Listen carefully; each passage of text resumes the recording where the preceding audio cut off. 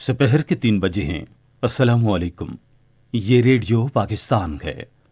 आमिर हाशमी से खबरें सुनिए। पहले अहम खबरों का खुलासा। वज़ीर आज़म ने 3 साल में मजमूई मुल्की पैदावार के 5.37% हदफ के हुसूल पर हुकूमत को मुबारकबाद दी है। वज़ीर ख़ारजा ने कहा है कि मुल्क में सयाहत को फ़रोग़ हुकूमत की अव्वलीन तरजीहात में शामिल है। आज सेनेट को बताया गया कि पाक अफगान सरहद के साथ 2680 किलोमीटर हिस्से पर बाढ़ लगा दी गई है। नौजवानों के उमूर के बारे में मुआविन खुसूसी ने कहा है कि नौजवानों को सेहतमंदाना सरगर्मियों में शामिल करना हुकूमत की तरजीह है।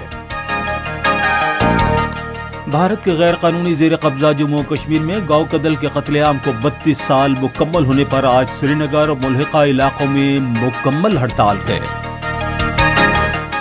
और 19 साल से कम उम्र खिलाड़ियों के आईसीसी वर्ल्ड कप में आज बसेट्रे में वेस्ट इंडीज का मुकाबला श्रीलंका से, जबकि करूबा में आयरलैंड का मुकाबला जनूबी अफ्रीका से होगा। अब खबरें तफसील के साथ। वज़ीर आज़म इमरान खान ने 3 बरसों में मजमूई मुल्की पैदावार की शरह तरक्की 5.37% हासिल करने पर अपनी हुकूमत को मुबारकबाद दी है, जिससे रोजगार के मौक़े में नुमायां इजाफा और फीकस आमदन बढ़ रही है। आज एक ट्वीट में उन्होंने कहा कि हमारी इक़्तिसादी इस्लाहात की कामयाबी की आलमी सतह पर एतराफ़ किया गया है। उन्होंने कहा कि ब्लूमबर्ग ने पेशगोई की कि पाकिस्तान तेज़ तरक्की का रुझान और रोजगार की सतह को बरकरार रखेगा। वज़ीर आज़म ने कहा कि उसके साथ कोरोना वायरस की वबा फैलने के बाद से पाकिस्तान हालात को मामूल पर लाने की दर्जाबंदी में पहले 3 ममालिक में शामिल हुआ है, जो महफूज रोजगार और महफूज जिंदगियों की निशानदही करता है। उन्होंने कहा कि द इकोनॉमिस्ट ने इसका एतराफ़ अपनी हालिया दर्जाबंदी में किया है। वज़ीर ख़ारजा शाह महमूद कुरैशी ने कहा है कि मुल्क में सियाहत का फ़रोग़ हुकूमत की अव्वलीन तरजीहात में शामिल है।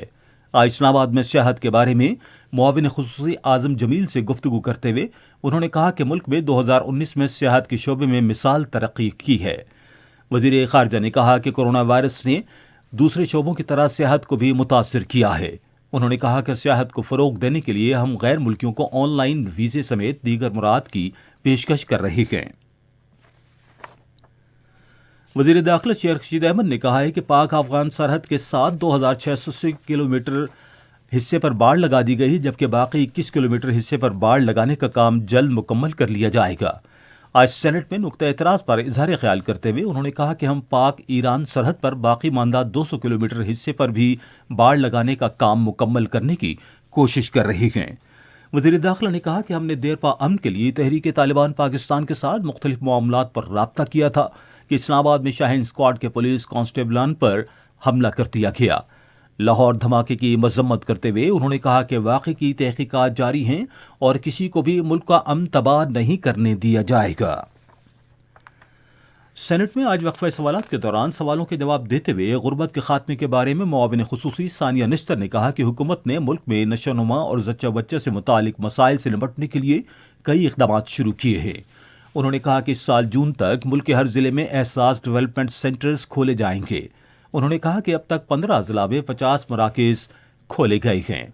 सानिया निश्तर ने कहा कि वज़ीर आज़म इमरान खान की हिदायत पर वफाक के इलाकों समेत पूरे मुल्क के लिए जामे ग़िज़ाइयत का PC1 भी तैयार कर लिया गया है, जिसका मौजू है पाकिस्तान में ग़िज़ाई क़िल्लत से मुतासिर नशोनुमा के मसले से निपटना। ऐवान में 3 ऑर्डिनेंस पेश किए गए। इनमें the national Rahmatul lil Alamin authority ordinance 2021, the Islamabad capital territory local government ordinance 2021 और Pakistan nursing council emergency management ordinance 2021 शामिल हैं। ऐवान का इजलास अब पीर को दिन 2:30 बजे तक मुलतवी कर दिया गया है।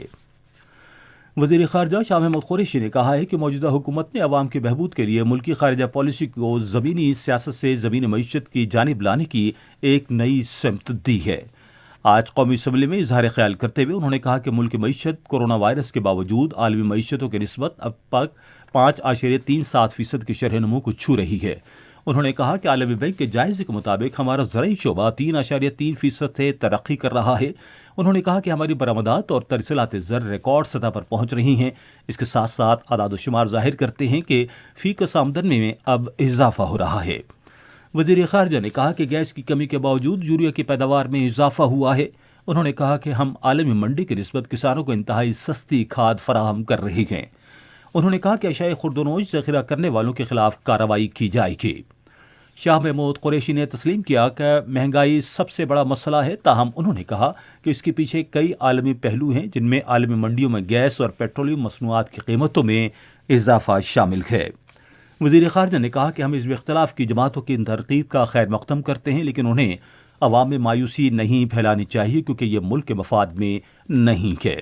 انہوں نے کہا کہ ہم نے معیشت مستحکم بنانے کے لیے مشکل فیصلے کیے۔ پاکستان مسلم لیگ نون کے رہنما احسن اقبال نے اظہار خیال کرتے ہوئے حکومت کی معاشی پالیسیوں پر تنقید کی۔ توانائی کے وزیر حماد اظہر نے دو ٹوک الفاظ میں کہا ہے کہ ملک کے کسی بھی حصے میں گیس چوری برداشت نہیں کی جائے گی۔ آج قومی اسمبلی میں توجہ دلاؤ نوٹس کا جواب دیتے ہوئے انہوں نے اطمینان ظاہر کیا کہ Sui northern gas pipe lines limited نے گزشتہ 3 برسوں میں اپنے نظام کے نقصانات کو 12.5% سے کم کر کے 8.5% کیا ہے۔ انہوں نے کہا کہ سوئی سدرن گیس کمپنی لمیٹڈ میں مزید بہتری لانے کی ضرورت ہے۔ انہوں نے نشاندہی کی کہ ملکی گیس کے ذخائر سالانہ 9% کی شرح سے کم ہو رہے ہیں۔ توانائی کے وزیر حماد اظہر نے private power and infrastructure board ترمیمی بل 2022 ایوان میں پیش کیا۔ ایوان نے آج 2 قراردادیں منظور کی جن میں ڈپلومیٹک اینڈ کنسولر آفیسرز حلف اور فیس ترمیمی آرڈیننس 2021 اور قومی رحمت العین اتھارٹی آرڈیننس 2021 کو مزید 120 روز کے لیے توسیع دی گئی ہے۔ موجودہ مالی سال کے لیے وفاقی حکومت کی فوری ادائیگیوں کا بیان ایوان میں پیش کیا گیا۔ سال 2012 سے 18 کے لیے اسلامی نظریاتی کونسل اور اسلامی قانون وراثت کی سالانہ رپورٹس بھی ایوان میں پیش کی گئیں۔ ایوان کا اجلاس غیر معینہ مدت کے لیے ملتوی کر دیا گیا ہے۔ نوجوانوں کی عمر کے بارے میں معاون خصوصی عثمان ڈار نے کہا ہے کہ نوجوانوں کو صحت مندانہ سرگرمیوں میں شامل کرنا حکومت کی ترجیح ہے۔ آج اسلام آباد میں لاہور قلندرز کے chief executive officer Atif Rana کے ہمراہ نیوز کانفرنس سے خطاب کرتے ہوئے انہوں نے کہا کہ ملک کی 68% آبادی 30 سال سے کم عمر نوجوانوں پر مشتمل ہے جنہیں صحت مندانہ سرگرمیوں میں شامل کرنے کی ضرورت ہے۔ معاون خصوصی نے کہا کہ کامیاب جوان سپورٹس ٹیلنٹ ہنٹ مہم کے ذریعے 12 کھیلوں میں سپورٹس کے نئے ہیروز تلاش کیے جائیں گے۔